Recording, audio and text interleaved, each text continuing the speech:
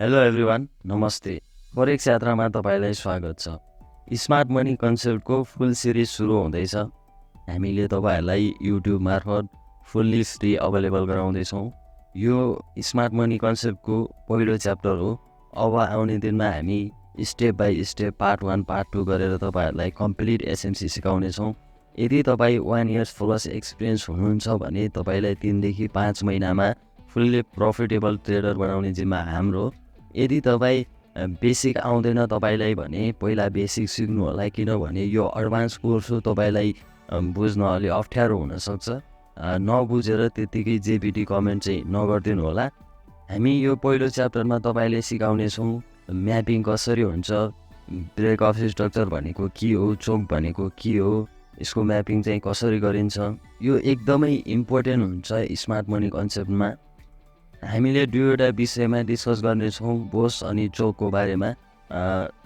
Market यदि down ट्रेन्डमा छ भने प्रिभियस लोलाई ब्रेक गर्छ भने त्यो ब्रेक अफ स्ट्रक्चर हो। र मार्केट कुनै एउटा पोइन्टमा आएर आफ्नो बिहेभियर चेन्ज गर्छ भने त्यसलाई चाहिँ हामी चोक भन्छौँ, एज अ रिभर्सल। यदि मार्केट एउटा ट्रेन्डबाट अर्को ट्रेन्डमा फर्किँदैछ भने त्यो चाहिँ एउटा रिभर्सल हो। बोस भनेको दुईवटै ट्रेन्डमा काम गर्ने चिज हो। यो भनेको डाउन ट्रेन्डमा पनि काम गर्छ, अफ ट्रेन्डमा पनि काम गर्छ। डाउन ट्रेन्डमा सबैभन्दा प्रिभियस लोलाई ब्रेक गर्ने बित्तिकै बस हुन्छ भने अफ ट्रेन्डमा प्रिभियस हाईलाई ब्रेक गर्ने बित्तिकै बस हुन्छ। र यो बस अनि चोकलाई चाहिँ कसरी कन्सिडर गर्ने, कसरी भ्यालिड और इनभ्यालिड छुट्याउने भनेर हामी डिस्कस गर्नेछौँ। स्मार्ट मनी कन्सेप्टको यो एकदम इम्पोर्टेन्ट विषय हो। म तपाईँहरूलाई यसको पुरा डिटेलमा जानकारी गराउने छु। सबैभन्दा पहिला तपाईँलाई आफ्नो स्ट्रक्चर फाइन गर्नुपर्ने हुन्छ, मार्केट डाउन ट्रेन्डमा छ या अप ट्रेन्डमा छ भनेर। यदि मार्केट डाउन ट्रेन्डमा छ, यो प्रिभियस लोलाई ब्रेक गर्यो भने यो बोस हो। बोस हुनको लागि क्यान्डलले क्लोजिङ दिन एकदमै जरुरी हुन्छ। यदि मार्केट यहाँ आएर यसले स्विप गरेर मात्रै जान्छ, क्यान्डलले क्लोज गर्दैन भने यो हाम्रो बोस हुँदैन। जबसम्म यसको तल चाहिँ क्यान्डलको फुल बडीले क्लोज हुँदैन, ब्रेक गर्दैन, तबसम्म हाम्रो बोस हुँदैन। सेम कुरा यहाँनिर भयो, मार्केटले यसले ब्रेक गर्यो। यो ब्रेक गर्नको लागि क्यान्डलको क्लोजिङ हुन एकदमै जरुरी हुन्छ। यहाँ तपाईँले अर्को एउटा कुरा बुझ्नुपर्ने हुन्छ, जब मार्केटको लोअर लो यहाँ छ, लोअर हाई यहाँ छ भने यो बिचको जे हुन्छ त्यो भनेको माइनर स्ट्रक्चर हो। हामीले अहिले म्यापिङ गरेको मेजर स्ट्रक्चर हो। यो भित्र जे भए पनि त्यो हामीलाई अभोइड गर्ने, अहिले तत्कालको लागि अभोइड गर्छौँ, किनभने यो इन्टरनल मुभ हो। र कतिपयले यहाँनिर यो माइनर स्ट्रक्चर ब्रेक भयो अनि यहाँनिर बोस भन्नुहुन्छ, कतिपयले यहाँनिर यो स्ट्रक्चर ब्रेक भयो यसले बोस भन्नुहुन्छ, तर यो होइन। एक्चुअलमा हामीले म्यापिङ गरिरहेको यो चाहिँ मेजर स्ट्रक्चर हो। त्यसैले जबसम्म यो लोअर हाईलाई ब्रेक गर्दैन र जबसम्म यो लोअर लोलाई यसले ब्रेक गर्दैन तबसम्म हाम्रो मार्केट डाउन ट्रेन्डमै हुन्छ। तपाईँले इन्टरनल अनि एक्सटर्नल स्ट्रक्चर चाहिँ एकदमै बुझ्नुपर्छ। त्यो ठुलो कुरा होइन, त्यो भनेको नर्मल कुरा हो। तपाईँले प्र्याक्टिस गर्दै जानुभयो, कन्टिन्यू यो मार्केटमा दिन बिताउँदै जानुभयो भने इजिली बुझ्नुहुन्छ। यो लोलाई यसले ब्रेक गर्यो र यहाँनिर लो कन्फर्म भइसकेपछि, लोअर लो कन्फर्म भइसकेपछि यो बिचमा हाम्रो जे भए पनि यो एउटा इन्टरनल मुभ हो। यसले हामी जबसम्म यो हाईलाई ब्रेक गर्दैन र यो लोलाई ब्रेक गर्दैन तबसम्म हामी डाउन साइड नै हेर्छौँ। र यो माथितिर गएको छ, यो पनि एउटा इन्टरनल मुभ हो। र यसको बिचमा जे बन्छ यो भनेको माइनर स्ट्रक्चर हो। जबसम्म यो हाई र यो लोलाई चाहिँ ब्रेक गर्दैन तबसम्म यो भित्रको इन्टरनल मुभ हो। म यसको बारेमा अझै डिटेलमा डिस्कस गर्नेछु, तपाईँहरूलाई बुझ्न इजिली बुझ्नुहुनेछ, बुझ्न सजिलो हुनेछ। अहिले तपाईँले मेजर चिजहरू, जनरल चिजहरू चाहिँ बुझ्नुहोस् कि बोस के हो, चोक के हो, ब्रेक अफ स्ट्रक्चर के हो, चेन्ज अफ क्यारेक्टर के हो भनेर। यो लोलाई यसले ब्रेक गर्यो अनि हाम्रो ब्रेक अफ स्ट्रक्चर भयो। रिसेन्ट हाई भनेको लोवर हाई भनेको यो हो। जब यो रिसेन्ट लोवर हाईलाई यसले ब्रेक गर्यो, जब यो रिसेन्ट लोवर हाईले यसले ब्रेक गर्यो अनि हाम्रो चेन्ज अफ क्यारेक्टर भयो। एउटा पोइन्ट यस्तो आउँछ जब मार्केट एउटा ट्रेन्डमा गइरहेको हुन्छ, त्यसपछि मार्केटले आफ्नो बिहेभियर चेन्ज गरेर अर्को ट्रेन्डतिर जान थाल्यो भने हामीले त्यसलाई चेन्ज अफ क्यारेक्टर भन्ने गर्छौँ। सेम कुरा यहाँनिर तपाईँ देख्न सक्नुहुन्छ। चोक भइसकेपछि यो रिसेन्ट हाई हो, यो हाईलाई ब्रेक गर्ने बित्तिकै बस भयो। त्यस्तै फेरि अर्को हाईलाई यसले ब्रेक गर्यो अनि बस भयो। तपाईँको दिमागमा हुनसक्छ क्वेसन्स आउन सक्छ कि मेजर हाई यहाँ छ, यहाँनिर चाहिँ किन चोक बनायो त भनेर तपाईँले लाग्न सक्छ। यो एउटा म्यापिङ गर्ने सही अनि युनिक तरिका हो, किनभने हामीले यो एक्सटर्नल मुभलाई हामीले हेरिरहेछौँ। जब यो ब्रेक अफ स्ट्रक्चर हुन्छ हाम्रो यो लोवर हाई चाहिँ कन्फर्म भइहाल्छ। त्यसैले हामीले यो लोवर हाईले ब्रेक गर्ने बित्तिकै चेन्ज अफ क्यारेक्टर भयो। म तपाईँले हरेक ती कुराहरू सिकाउने छु जो मार्केटमा चाहिने कुराहरू। यो एक कुराहरू सबै लोजिकल छ, प्र्याक्टिकल छ। हरेक कुराहरूको रिजन हुन्छ, लोजिक हुन्छ। त्यो कुराहरू तपाईँले म डिटेलमा सिकाउने छु आउँदो च्याप्टरहरूमा।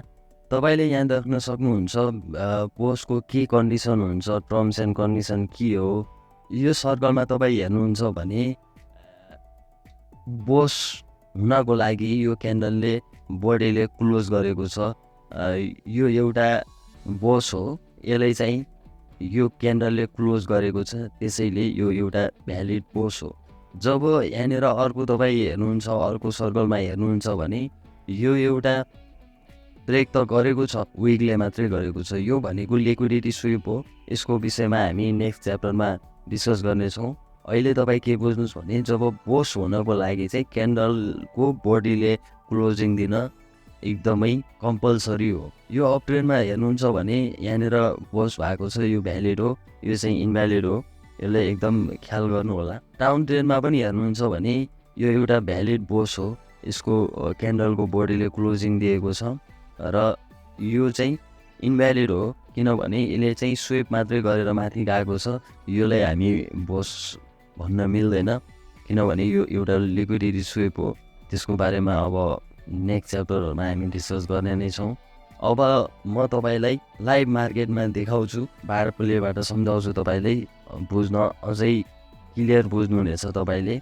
आई होप तपाईँले अहिलेसम्म यो बुझ्नुभयो होला बस अनि चोक भनेको। अब हामी लाइभ मार्केटमा हेरौँ, त्यहाँ अझै तपाईँले इजिली बुझ्नुहुने। मैले यहाँ युएसडी जेपिआईको 1 मिनट टाइम फ्रेम लिएको छु उदाहरणको लागि। यो लो हो, यो हाई हो, यो लो हो, यो हाई हो। यदि मार्केट योदेखि तल आयो भने चेन्ज अफ क्यारेक्टर हुन्छ, योदेखि माथि गयो भने बस हुन्छ। अब हेरौँ कता जान्छ।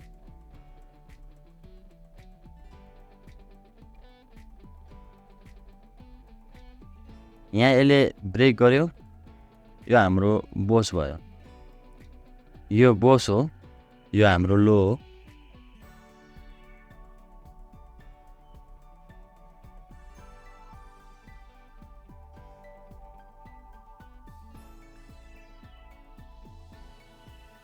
अब यहाँनिर के भयो त भन्दा चोक भयो। यो चोक हो, मार्केट अप ट्रेन्डमा गइरहेको थियो, यहाँनिर बोस बनायो, हाम्रो लो यो हो, यसलाई ब्रेक गर्यो, अब चोक भयो। पहिला मार्केट अप ट्रेन्डमा थियो, अब डाउन ट्रेन्डमा छ। जबसम्म यो हाईलाई ब्रेक गर्दैन तबसम्म हाम्रो अब डाउन ट्रेन्ड नै हुन्छ मार्केट।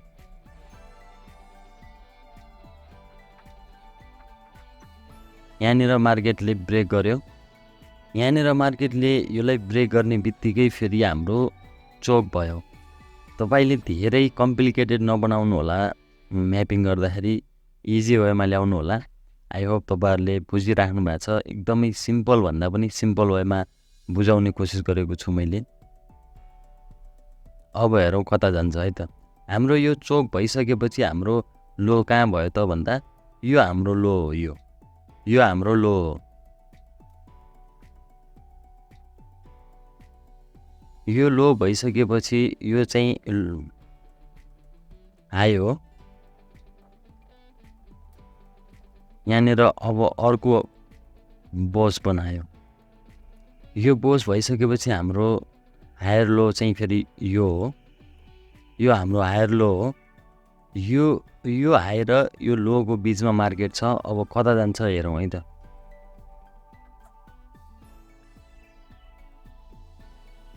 फेरि अर्को बोस बनायो। मार्केट कन्टिन्यू अप ट्रेन्डमा गइरहेको छ। यो बोस भइसकेपछि हाम्रो यो हायर लो हो।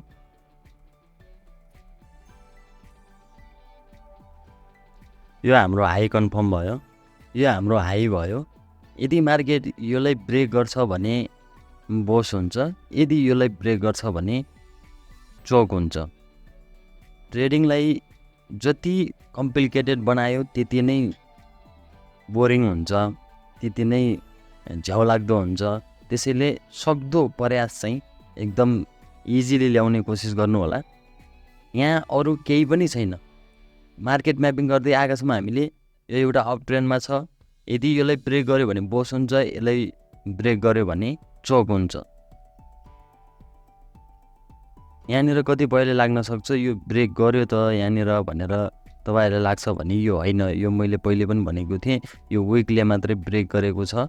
यो भनेको लिक्विडिटी स्विप हो। यसलाई चाहिँ हामी बोसमा कन्सिडर गर्दैनौँ। त्यसैले यो चाहिँ ब्रेकअप स्ट्रक्चर होइन, यो इन्भ्यालिड हो। अब हेरौँ कता जान्छ। यदि यसलाई ब्रेक गर्यो भने हाम्रो चोक हुन्छ। यदि यसलाई ब्रेक गर्यो भने हाम्रो फेरि अर्को बोस हुन्छ। हेरौँ है त। यो हायर लो अनि यो हायर हाई, यसको बिचमा जे भए पनि यो इन्टरनल मुभ हो। यसमा हामीलाई कुनै केही फरक पर्दैन जता मुभ भए पनि। अब यहाँनिर आएर यसले ब्रेक गर्यो, यो भनेको चोक हो। यो चोक भयो। अब यो चोक भइसकेपछि यो हायर हाई यहाँ रहेन, किनभने हाइएस्ट पोइन्ट चाहिँ यो छ, किनभने विकले चाहिँ जितेको छ। त्यसैले यो हाई चाहिँ यहाँ भयो। यो यति नै हो। अब तपाईँले बुझ्नुभयो होला मलाई जहाँसम्म लाग्छ। यदि नबुझेको कुराहरू कमेन्ट गर्नु होला। अब नेक्स्ट च्याप्टरमा हामी फेरि अर्को विषयलाई लिएर डिस्कस गर्नेछौँ। योमा नबुझेका कुराहरू त्यो अर्को च्याप्टरमा हामी फेरि छलफल गर्नेछौँ। तपाईँहरूलाई एसएमसी कम्प्लिट सिकाउनेछौँ। यो हाम्रो प्रमिस हो। त्यसैले आजलाई यति नै। फेरि नेक्स्ट च्याप्टरमा हामी भेट हुनेछौँ। तबसम्मका लागि बाई।